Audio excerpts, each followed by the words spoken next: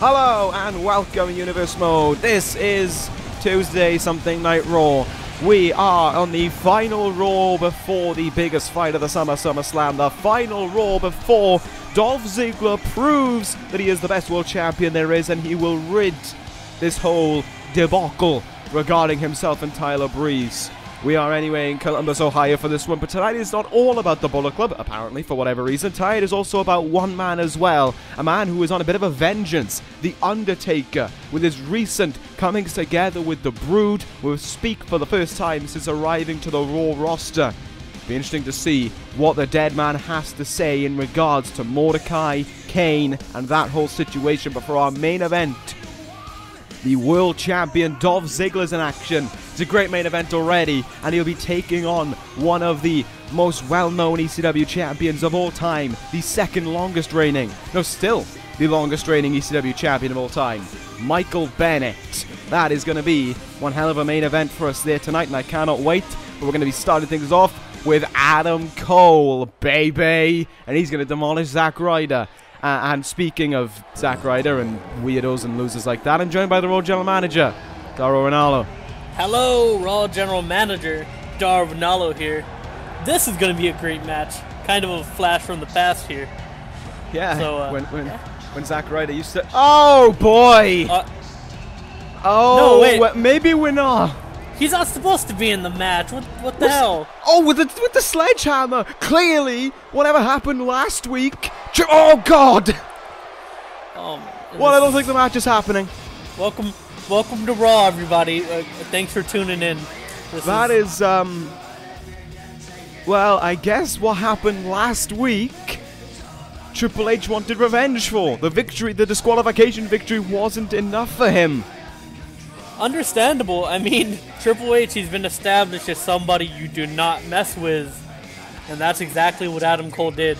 I can't say I'm surprised, but I am disappointed. The game gets the last laugh here tonight, but will he get the last laugh at SummerSlam in that Fatal 4-Way match for the United States Championship? Hey, we'll find out, but yeah, welcome to Raw. We just got off to a completely insane start, and now we're being joined by a murderer. Attempted murderer. Yet to be proven, but hey, Alexa Bliss got some word. This should be exciting, yeah? Considering she won the match to pick the stipulation for SummerSlam. Oh, it's going to be like a Diamond Dallas Page promo all over again, isn't it? She's going to rub it in. Yeah, I won! Look at me! Well done. But you won via a roll-up. Yeah. Yeah, you won via a roll-up, Bliss. Hey, I mean, a win is a win. Yeah, but when it's a roll-up, it don't mean shit. She makes a good point, though, about Paige being cocky. I mean, yeah, but that's the Bullet Club way. You put it all on the line. You be a man or a woman, in the case of Paige, and you... Oh. Wow. It's hardly... I'm hardly taken aback by it. It's a smart move by Bliss, but it's also a dumb move by Bliss, because now she's locked in a steel cage with Paige, who can use the cage as advantage and will look to extract revenge for what happened last week. And that, I'm not even going to pay attention to what she just said there, because we all know that is just a baseless lie. That is BS. Well, I don't know. I think overall she has a good point, a good message coming here tonight. Well, we think we can win, but we know we won't. Well, she didn't say that last part, and you made a point of the steel cage going against her. Really, it's going for and against both women. Go on. This is where I will butt in. Paige is going to be... I know Paige, whenever she loses, she gets frustrated. Paige is going to be frustrated about that loss last week. Alexa Bliss is now on her own in a steel cage. In the same aspect, while Paige can't rely on Anderson and Gallows, Bliss can't rely on Blake and Murphy. Yeah, the steel cage at SummerSlam is really an equalizer. And last week, we saw on one-on-one competition, Bliss won. Now, how she won, yes, roll-up. She did not knock out Paige. That being said, a win is a win. She could do that again. It's going to be different in a big match scenario in Brooklyn the biggest fight of the summer, Paige is going to bring her game face. She is going to be the Paige that won the Women's Championship with ease at Over the Limit. And I just don't think Bliss, and I don't think anyone on the Raw Women's roster can contain that. Highly debatable. But anyway, we got a good brother in action. Yeah, we also have one half of Blake and Murphy coming in. Of course, we have and. Yeah, I love Ann. He's a great guy. Met him backstage. So, quick question. We've seen Karl Anderson. We've seen Murphy. Where are the other halves of these tag teams? I'm just curious. I sort of got the idea to where, in the sense of Alexa Bliss having her equalizer, this is sort of the same deal. You get me? Okay. Yeah. Blake and Murphy can't cheat, and the Bullet Club can also not cheat. I mean, well, it's they not like can. They would, but you know. Well, debatable. Did we cheat to destroy Blake and Murphy a few weeks ago? So I gotta ask you. Yeah, I don't remember doing that. So I gotta ask you. Yeah. How does Karl Anderson look tonight? So if Murphy is to win, is he going to be suddenly food poisoned again, mysterious? No. Karl Anderson is 75% of what he usually is. All right, and why is that? It's been working a house show over the week, and he caught his calf. He didn't. He landed awkwardly on his leg from a top rope spot. Did his calf in a little bit. He'll have a little bit of a limp to him. He'll fight through it because he's a tough man, but his leg isn't at 100%, and it's kind of off-putting for Karl Anderson right now. But because he's a fighter, because he's a Bullet Club member, because he's a good brother, he's going to go right through it and fight Murphy here tonight. I'm just telling you straight up, and I'm pretty sure this is also from the fans' perspective. That sounds like an excuse for if Murphy is to pick off the win here. No, well, you asked, and I'm answering. So for you to then say, "Oh, it sounds like an excuse," that's a bit bullshit. That's a bit trying to catch me out of my own game. Don't bother asking me if he's okay or not, if all you're going to do then is lambast me and say I'm making an excuse. Well, I apologize if you took it that way. It's just Karl Anderson looks great tonight. He's a fighter. He's gonna fight through it. I've told you this. Underneath that knee pad, it wouldn't surprise me if he's got a little bit if he's maybe got some kind of tape or maybe a bandage or something along those lines, just underneath there, just supporting his leg.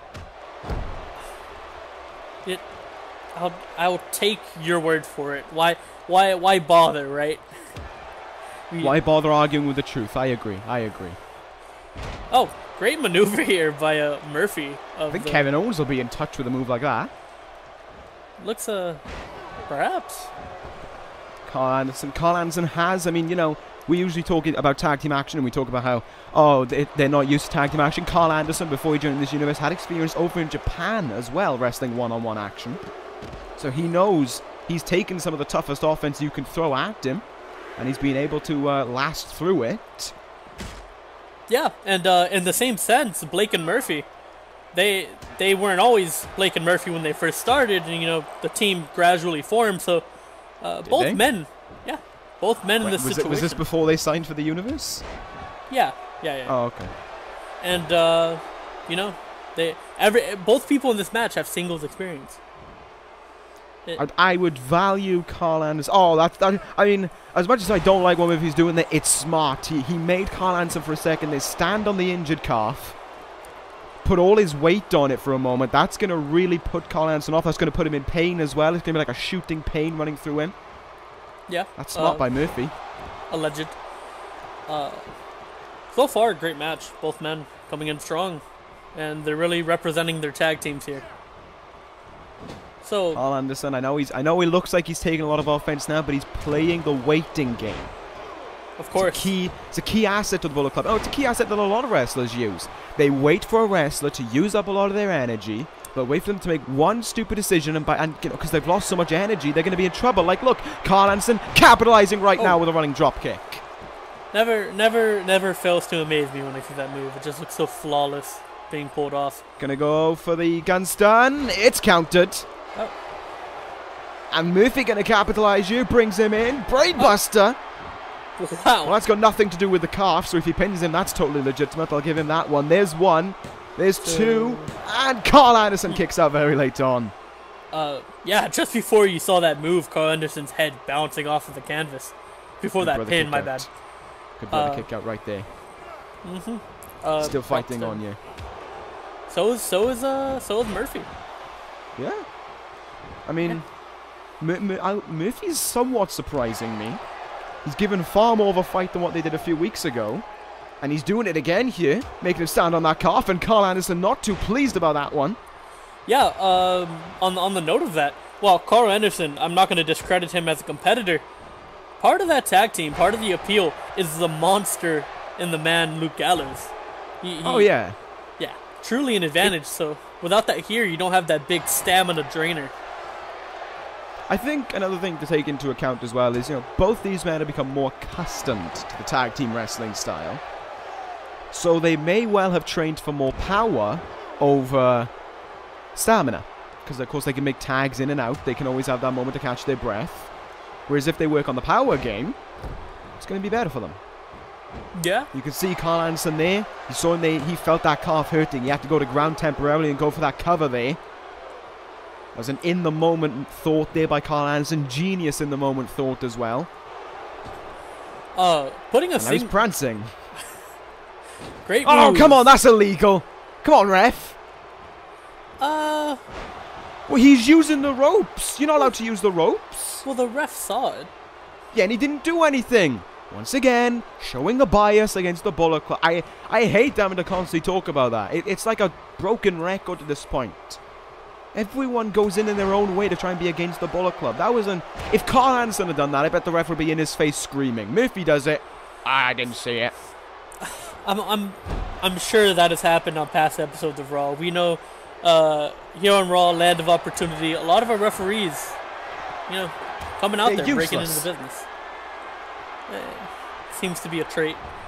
They're useless is what they are. There was a running kick in the chest. Karl Anderson. Oh, he's fine. He just moved out of the way there. Still got hit by some of that. He's looking alright, though. He's shrugging it off, and he'll go for that gun stun. And once more, Murphy pulls out the counter to it. What? Karl Anderson in real trouble here now. Oh, come on, Karl. Whoa. Here's the cover. Will it put him away? It won't, but, it's nice to think. Yeah, it seems like Karl Anderson's head was a little under the rope there. Wait, like I said, referee, useless. Can't call a break. Well, we'll have it was Karl Anderson's head under the rope anyway if it was Murphy's. Immediate rope break, back away, let him stand, come on. Murphy calling for something. Dear. And oh, dearie me. Brainbuster by Murphy. This could be it. This could be it right here. Hang time as well to boot. Do you want to kick out, Karl? You want to put that short up, don't you? You want to. Okay, maybe you don't. The winner of the match, one half of the World Tag Team Champions, Murphy. It's a singles match. It's a singles match. It's a singles match. It's not a tag team match. It's indifferent. Oh, hello! What? Oh, no, God. He's not supposed to be here. Oh, it's too easy. You make it too easy. That I don't. Oh. Well, the bell has been rung. The match is over. He's free to do whatever he wants now. Oh, gutbuster. That's not okay. Yes, it is. What? Oh, you're cheering for this, but if Murphy uses the ropes one time, Gallows bomb. Murphy uses the ropes one time, and suddenly it's a big old conspiracy affair. But this is clean. Yep. Because it's repaying for all that has been taken against the Bullet Club. And that's the Gallows bomb, by the way. So there we go. Murphy flattened, picks up the win. But it's the Bullet Club with a last laugh. See, and a chair. It's reasons like this why I want to give the Bullet Club credit. I want to say they're a great tag team. Oh, he's not supposed to be here. He's protecting his partner. He's not supposed to be here. He's protecting when his partner. Blake does it, it's perfectly fine. He's protecting his partner. What if Luke Gallows was doing it for the same reason? What if he feared for Karl Anderson and his sustained injury? Oh, but it doesn't matter. It doesn't matter about him. Screw Karl Anderson. Can you do me a favor? Take off your Bullet Club glasses. Take off your Bullet Club shirt. Take off your Bullet Club braces. And look what happened right here. Murphy won the match, was celebrating as he should. Gallows comes in and blindsides him. Then Blake comes in for the save. You need to realize there. One, we don't have Bullet Club glasses, but that is a genius idea for a product that should be made very soon. Two, I'm wearing a Seth Rollins shirt. So if you're going to try and catch me out on that, at least take a moment to... I mean, I think you're the one who needs the glasses, in all honesty. Speaking of glasses, look at those glasses. Yeah, it's been a while. I'm going to try to move past that. We haven't seen this man in a while. He's the maestro of mayhem. Yeah, I know. We don't see him for a while after that line. No, I mean... last time we saw him, correct me if I'm wrong, it must have either been the Money in the Bank Battle Royal thing, or he was fighting Triple H. Money in the Bank qualifier, I think. And if not Triple H, and both cases serve the same point, this man has not seen a lot of luck since splitting up with his man, Simon Gotch. The point, I think I made this point the last time we saw Aiden English suffer a loss. And I will say this again. What is the real point to putting him in action time and time again? I mean, I know it's to give him an opportunity, but he's failed so many times miserably. It's just not entertaining anymore. There's people like... Well, I mean, there's people like the Brian Kendrick. Yes, he's dropped the ball, but Kendrick has had pretty much 1 or 2 opportunities, and he hasn't had a chance to rekindle himself in that aspect. There's still people on your roster like Daniel Bryan, Randy Orton, Cody Rhodes, Kofi Kingston. And even Kofi Kingston. Yeah. All right. But the opportunities seem to going to Aiden English. I'm not saying that you're biased towards Aiden English, because I can't be bothered to argue about someone so meaningless. But all I'm saying is Aiden English seems to be getting a hell of a lot more opportunities than some of the better talents on this roster. Well, I'm gonna come back to that with, as you see right here, it's not just Aiden English, because you have Kofi Kingston coming back here. The New Day want to come back. Kendrick and Diesel, they got their chance a couple weeks ago against Jinder Mahal, and hey, he's a pretty big name on Raw right now. Everybody's getting their chance eventually, but to focus on Aiden English for a minute, he shows something that baffles me for a man of who he is. Who do you know that would go back at Triple H multiple times? Idiots. That, maybe, but courage and idiocy get mixed together a lot, and this man has to have a bit of both, which I quite frankly love. And no, what I think what Aiden English is, he's not courageous. He's very ambitious. No, nothing like that. He's very self-minded.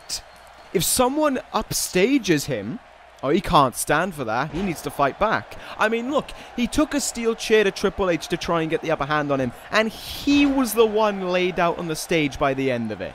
That's kind of funny. That's not courageous. There's a point where you can't even label it as courage. It's just blatant, obvious stupidity.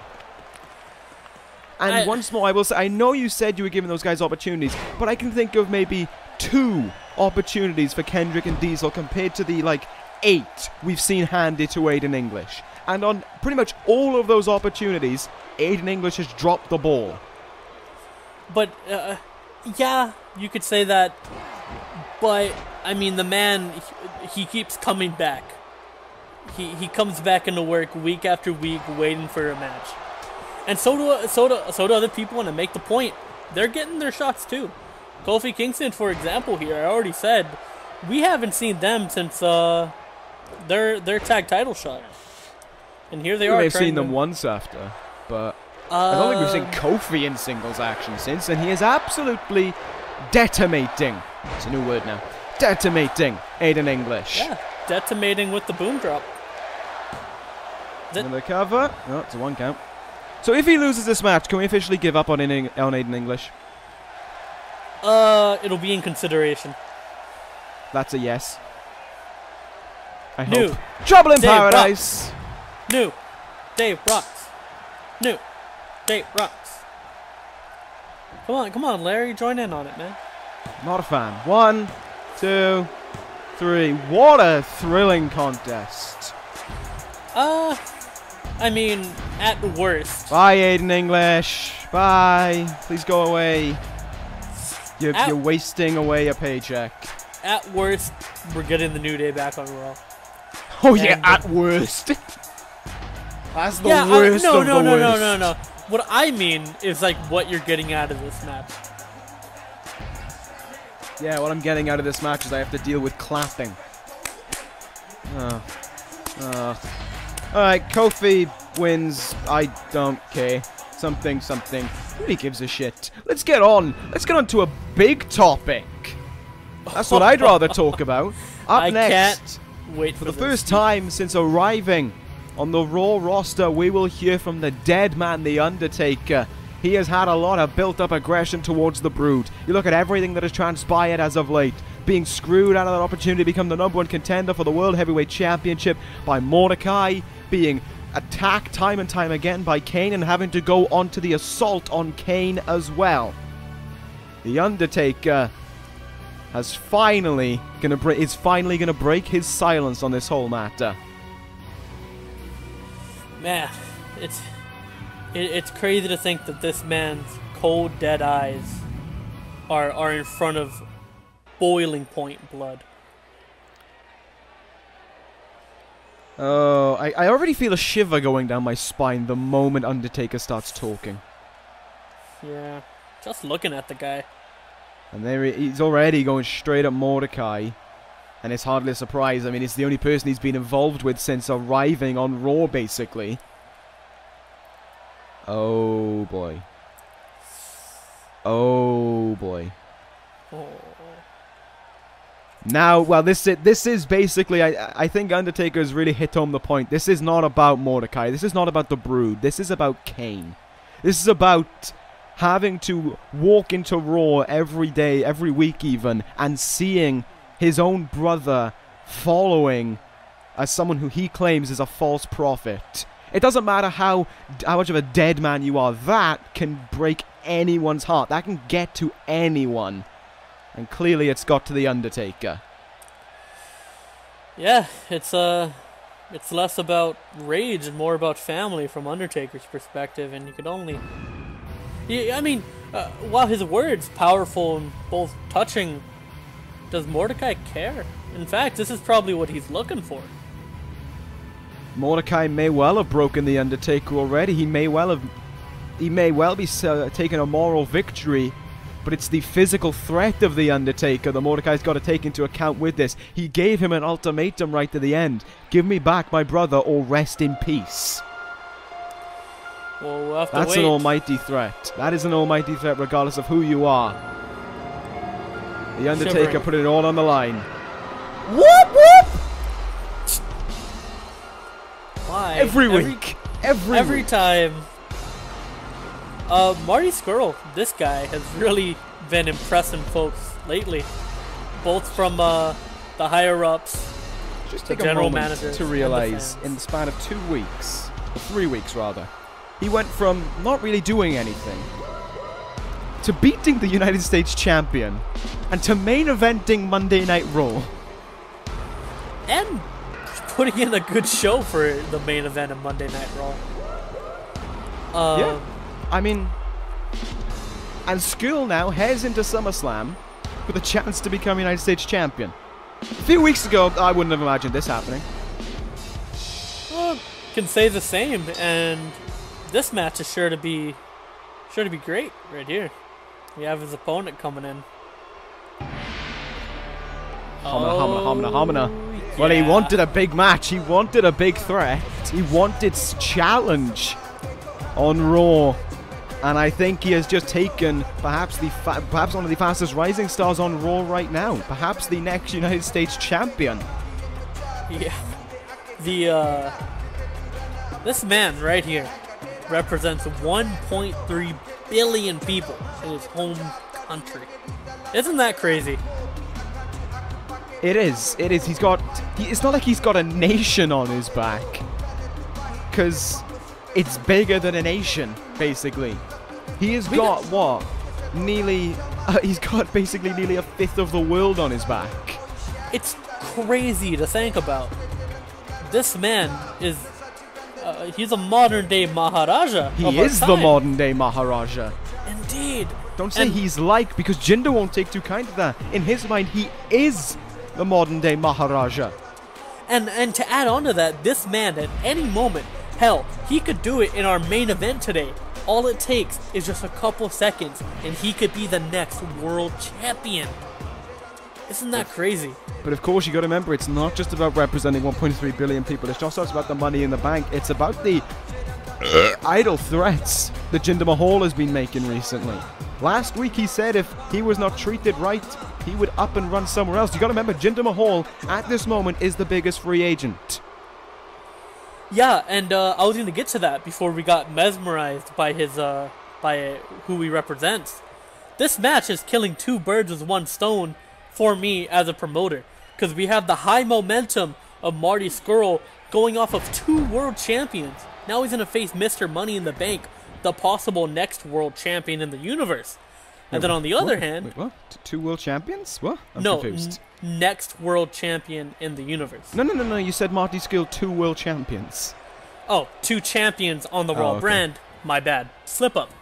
And then you have Jinder Mahal demanding more competition. Who better to oblige? Look at the difference between these 2 men. You know, we've been looking at Scurll recently and we think, oh, he actually looks pretty damn good. No, he looks nothing. He looks minuscule compared to Jinder. Jinder's a monster, man. What can you expect? A monster of a man. Oh, he's capitalizing on an advantage. Oh. And look at no break for Scurll either. He's going right on that back. Perhaps the fact that it took him like 2 or 3 Colossus to put away Diesel 2 weeks ago is really hit home for him. Yeah, he's going right to that back of Marty Scurll. Definitely a more vicious Jinder Mahal. I feel like ever since he came back into this universe, he's really adapting every time he gets into the ring. I mean, well, what's happened since he's shown up this far? He's threatened to leave Raw. He's beaten Diesel. He's threatened to leave Raw. And now he's facing Marty Scurll. Well, I'm more talking in terms of what he's doing in the ring. Oh yeah, in the ring. I mean, he proved that on Money in the Bank. It's not even like he was advertised, you know, it was not even like he was, people had time to research him. No, he just appeared out of left field. Look at this! Trading back and forth roll-ups there to try and gain an advantage on the other. That didn't happen, and there goes to show the strength of Jinder. There goes the ref. Tough cookie, though. Tough cookie this week. He's back up to his feet. Yeah, can't call a match, but he can sure as hell get back up. Way to go. It's crazy. Just every time I look at Jinder and I see the size difference between him and Scurll, it's crazy. Like, you know, you look at Scurll, but Scurll looks decent. You know, he's got a good bit of. He looks very well built for his size, and then Jinder's just got veins bulging out of every orifice possible. If he wanted to, he could tear this ring apart with one hand. And then use the other hand to cut a promo about how he's representing the people of India. Look at the strength, though, of Scurll. Tombstone! Oh, my God. I kind of went to show how tall Jinder is as well. His head was almost touching the ground. Yeah, I mean, to do a tombstone to Jinder Mahal, you're pretty much picking up a whole tombstone in actuality. And then, yeah, so far you gotta think. Sort of an ideal situation for Jinder here. He beats a #1 contender for the U.S. title. Logically, that would mean he should be going for the U.S. title next, correct? Here's another way you could look at it. He beats a #1 contender for the US title. Scurll wins the title at SummerSlam. Jinder has the perfect evidence and the perfect whatever you want to say. He has the perfect motive to prove that he should be next in line for that title. Imagine being Mr. Money in the Bank and the United States champion. Yeah, I was just about to get to that point. That to hold one title in this universe is already enough of a challenge. You got to be really lucky or really good. And Jinder is in the perfect position right now to hold 2 titles. Jinder's also in a perfect position to potentially tap out. Crossface chicken wing by Scurll. I I gotta say, I love seeing that move. It's always perfected, especially by Scurll. Look at the legs kicking around from Jinder, but clearly not enough done yet. Jinder gets himself out of it. Kicking around, kicking like a chicken. I dig it. And fun fact if you want to know, only one former Mr. Money in the Bank has held a title at the same time. And that is none other than the man who's in the main event up next, Michael Bennett. Was he able to hold 2 titles at once eventually? No, because he lost the ECW Tag Team titles to the NWO. But he still held the Money in the Bank and a tag title. It's a title at the end of the day, whichever way you look at it. Yeah, completely. But Jinder's would be an even greater accomplishment, because it's a singles title. Jinder, double underhook suplex. Scurll showing his agility there, and immediately stopped by Jinder. Full Nelson slam. It's like a double coloss. Yeah, I got that confused for a coloss for a minute. Glad you caught that one for me. My goodness. What? Jinder gonna fly. Jinder with a splash down on Scurll. Indian frog splash, I like it. Gets a kick out though very early on. Scurll still showing he's got a hell of a lot of fight left in him. And so does Jinder. This is just turning into much less a wrestling match and more just a fight between these two men. Neither can gain a significant advantage over the other. It's just back and forth. Great landing by Scurll there. Oh, he messed down.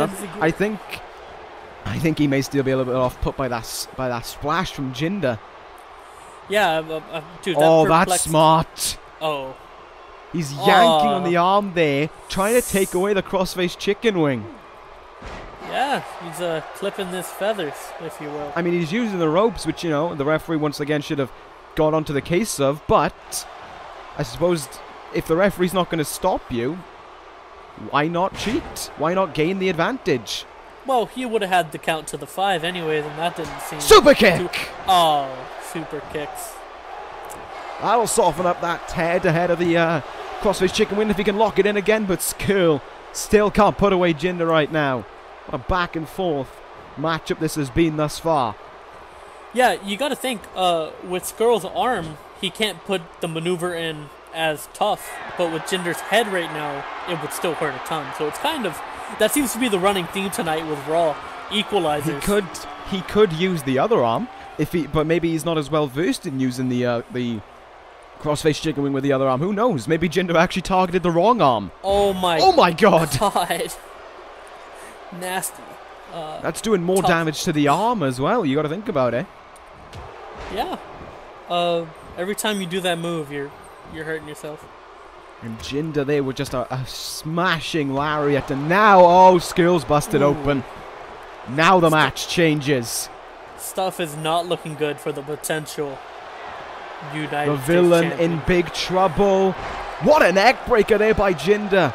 Wrenched that arm. I don't know if that was the bad arm or not, but he wrenched it across the face of Scurll, and now Jinder's just kind of toying with him. He's catching his breath, and he's also showing how Scurll can't fight back right now. Scurll's literally crawling to him. 2 arms better than 1 when you were on that, and isn't it crazy that so far in this match... Wait, Jinder, Coloss! No, Scurll gets himself out of it! Wow. Okay. Jinder bringing out some really weird offense for a guy of his size, don't you agree? I think he's still got that speed that he used to have when he was a smaller weight, so maybe that's still going for him. Clothesline there by Scurll. You can see Jinder folding into like a lawn chair.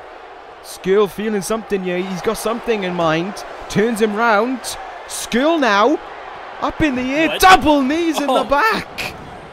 If you can't lock in the chicken wing, you might as well just try and cause as much pain as possible, almost like a lumbar check we've seen from Cedric Alexander in the past. Cover by Scurll with 1, 2. The villain. Wow. Secures a win right at the death. Really, right in the end there, he really pulled out 100%. Because yeah, Jinder seemed to be like he was gonna take it tonight. Wouldn't you think? That was, towards the end, that was way too close to call. Whoop whoop! But it's a victory for the villain. It's a victory for Marty Scurll, and it's just what he needs heading into SummerSlam. But the big question here is fatigue and injury. Does the villain feel too much of that, and could that prevent him from walking out of SummerSlam with the United States Championship? It's possible right now, because honestly, heading into SummerSlam, I'm going to say my prediction is Triple H. Right now, he's got all the momentum going his way. It's hard to decked Adam Cole. Zack Ryder's pathetic. Marty Scurll just had a hard-hitting match. All signs point to Triple H. But at the end of the day, we'll see what happens. We'll see how much they have left in them when it comes to the biggest fight of the summer. But we're going to move away from that, because it's the world champion. Yeah. It's Ziggler in action in the main event. Versus Bennett. World Heavyweight Champion, getting a tremendous reaction from the Bullet Club crowd here in Columbus as he gets set to do battle with Bennett here in what should be a great main event. Two great world champions gonna collide here.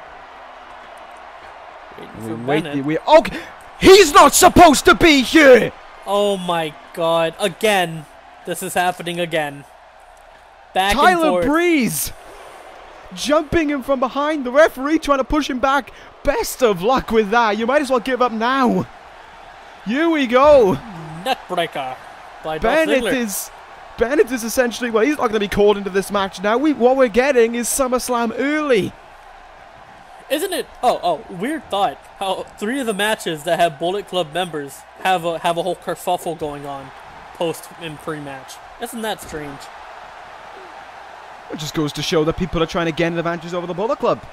I mean, excluding the aspect of Triple H, none of these guys can beat the Bullet Club in action. None of these guys will come out victorious at SummerSlam, so they're trying to gain an advantage. But no. You can't apply that to Blake and Murphy. Yes, I can. They won when Karl Anderson had food poisoning.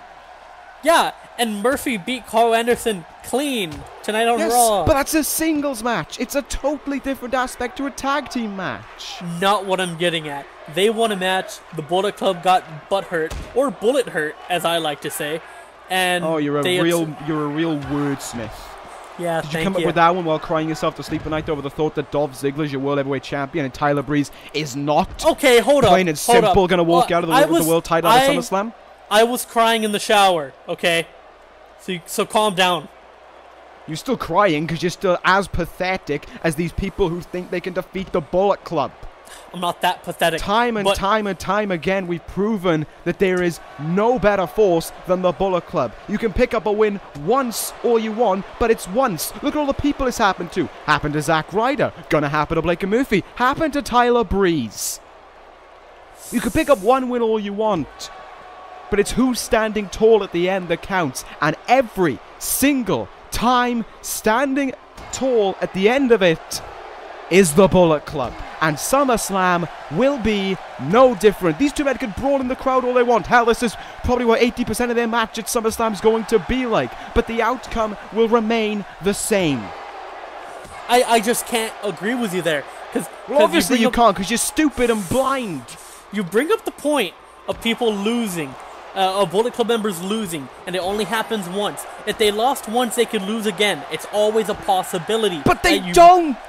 They don't. I mean, come on, Breeze just got the jump on him. He just got decked on concrete with a Fameasser. It's a waiting game, Larry. Don't you see it? And we play that waiting game better than nearly everyone else out there. No one else can wait. Adam Cole waited. And what happened when Adam Cole waited? He destroyed Zack Ryder and claimed the US title without even having to try. Yeah, and what happens when the Bullet Club sit there and they get cocky and they hold on to these titles and cheat? They lose. They lost to Zack Ryder, who you like to crap on all the time. Once. Yeah, they lost to him. Did he lose the title? You are just reiterating my point. You are just agreeing with me. One win, but at the end, it's Cole, it's Ziggler, it's gonna be Page, it's gonna be Gallows and Anderson. At the end of SummerSlam, they're gonna be on top, and there is nothing you are going to do to prevent that. even if you're correct, if at SummerSlam the Bullet Club come out on top, that isn't the end-all be-all. Time will go on, matches will continue, and eventually, the Bullet Club will get better. I promise you, Larry, I promise the fans watching at home, and I promise the Bullet Club, they will not reign forever. It just doesn't happen. Okay, you keep on thinking about that fairy tale ending you want. You keep on thinking about that dream that will never be achieved. Meanwhile, here tonight, this brawl can go on for as long as it wants. These two men can hit each other back and forth with whatever they want, wherever they want. It's about what happens at SummerSlam that matters. It's about what happens on the night that counts. On the night is where the difference has been made. You can pick up all the wins and losses that you want over the Bullet Club, but it's on the night that counts. And on the night, when it matters, no one on Raw can do it better than the Bullet Club.